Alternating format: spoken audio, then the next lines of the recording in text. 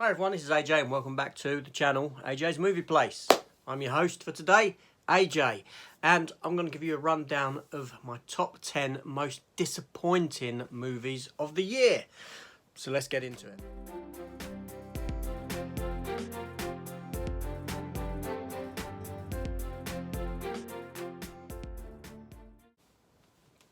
Now obviously 2021 is coming to a close, so I thought I'd drop this video and then I'm going to drop another video giving you my favourite movies of the year.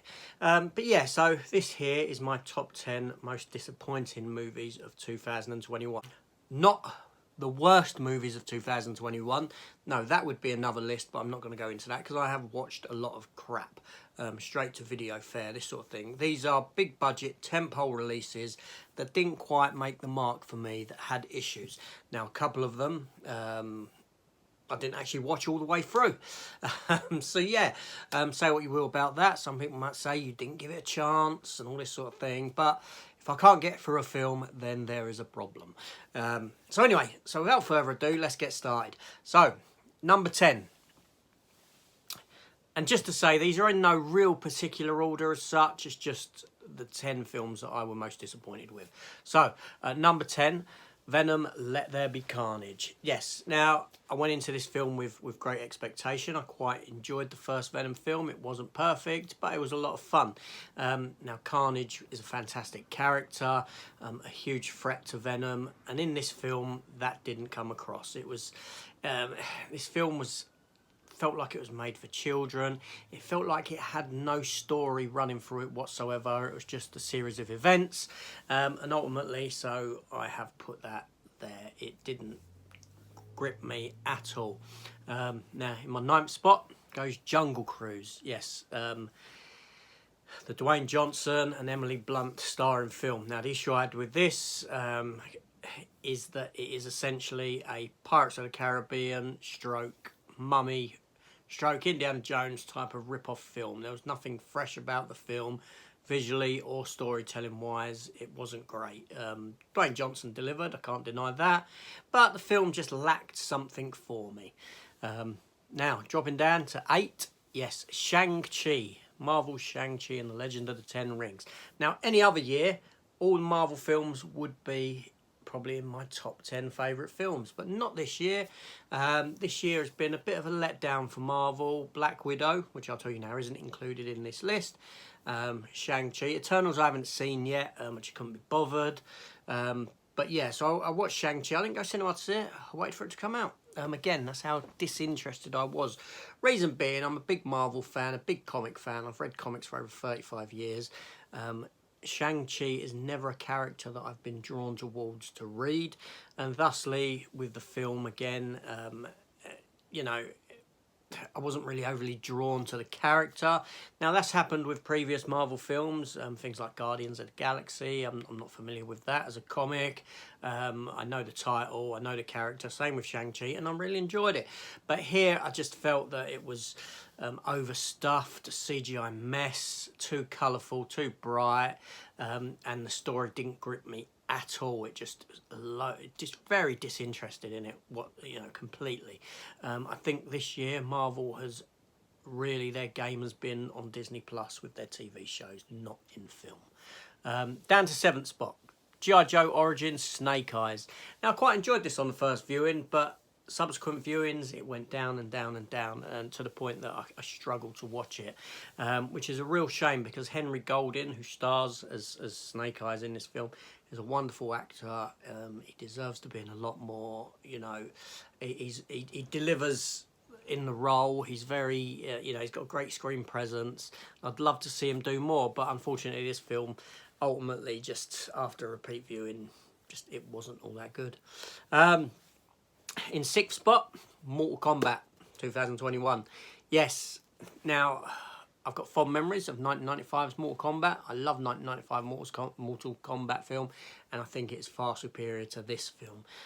This film, it looked good, it offered some decent action, but ultimately it went nowhere. To the point that if we don't get a sequel, this film is sort of rendered moot because they don't get to the combat side of it, the actual Mortal Kombat contest itself. it's a very generic type of action film. And yeah, so I mean, I have done reviews for a lot of these films, so you can go and check them out on the channel. I'm just sort of skimming through them here for this. So in my 5th spot, M. Night Shyamalan and Old.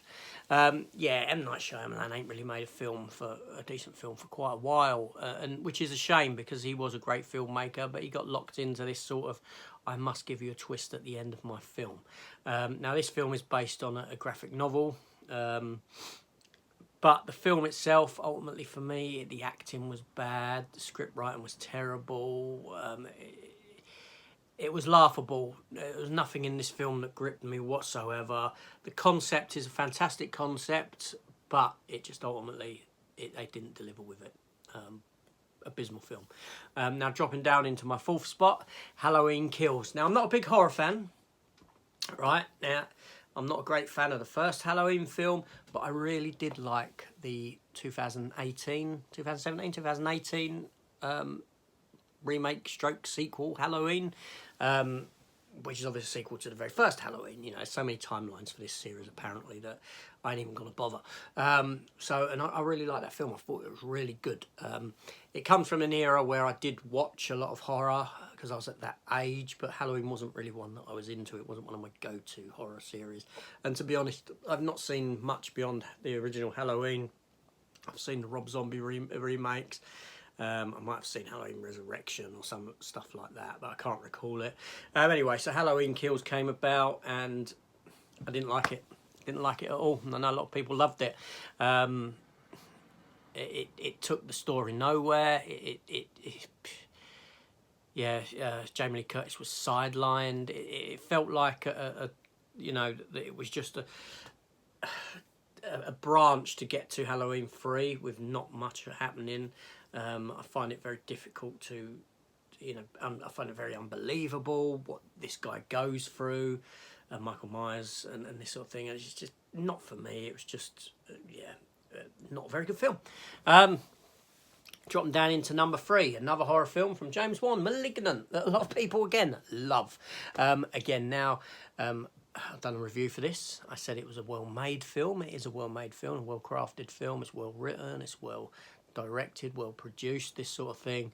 But ultimately, you know, the issue I have with horror films is they never stick the end. They never make that landing. They never, you know, it always turns into some sort of ridiculousness, you know. And this film is no exception. And what else can I say? I didn't like it. Okay, so the next 2 films. Now this whole list is probably going to read like someone's favourite list of the year. James Bond, No Time to Die. Yes. Now this is one of those films that I didn't get through. Yes, I started watching it one night. I stopped watching it. I didn't want to go back to it the next night. I watched Clifford the Big Red Dog, which I thoroughly enjoyed. Say what you will about that. I then went back to James Bond. I started watching it again, and I didn't get to the end. I was bored. I turned it off. I was that bored. It's the first time I've ever switched off a James Bond film. Now, I'm not big on James Bond. I do have the James Bond films, and I do get enjoyment out of some of them. However, I do think that James Bond films are generally overlong, overstuffed, and yeah, very formulaic. Now, this film, I know that it gave James Bond an ending. I know he dies at the end. None of that really makes any difference to the film and how I feel about it. I felt the film was stupid in its storytelling. Makes very little sense as to why he treated his, you know, he just totally believed that his sort of missus was a bad person without even questioning. Why no one ever tried to actually, in what I saw, no one tried to heal this stuff that's inside him. Anna Diamarco? She was wasted in the film. Talented actress, very good. She had a fantastic scene, but as her scene ended, she said, "Oh, I hope you hang around a bit longer next time."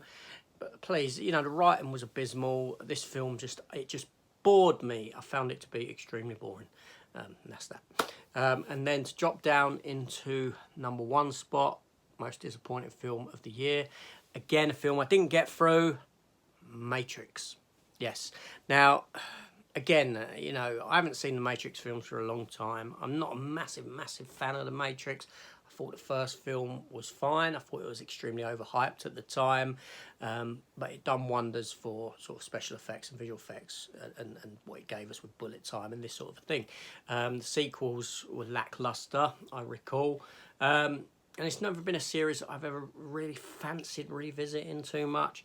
So I went into this film with, you know, Keanu Reeves, he's back on form, isn't he, with John Wick and this sort of a thing. So I thought, yeah, you know, this might be good.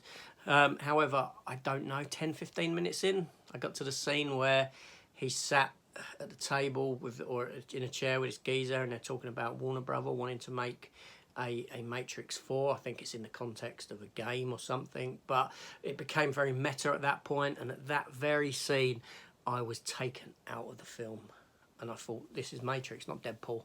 If Deadpool's talking about them making another Deadpool film, it would work. That's in that sort of a context of a film, but in a Matrix film, you know, I don't want this sort of meta, self-aware garbage. So I picked up my control and I just went and switched it off. I was not interested any further than that.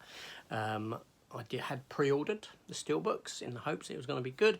I subsequently cancelled them pre-orders. Not interested at all. That it just looked like a whole heap of garbage. And I know you might say, but you didn't give it a chance. You didn't give it. I don't want to give it a chance. If a film makes me turn it off, there's an issue with that film. Now, James Bond, No Time to Die. My intent is maybe in 6 months' time I will sit down and I'll watch it from beginning to end, but it isn't gonna be yet. So yeah, so that's my list, most disappointing films of the year. Like I said, not a list of the worst films of the year because I've seen a lot of dross. These are all big budget tentpole releases that ultimately failed to deliver for me.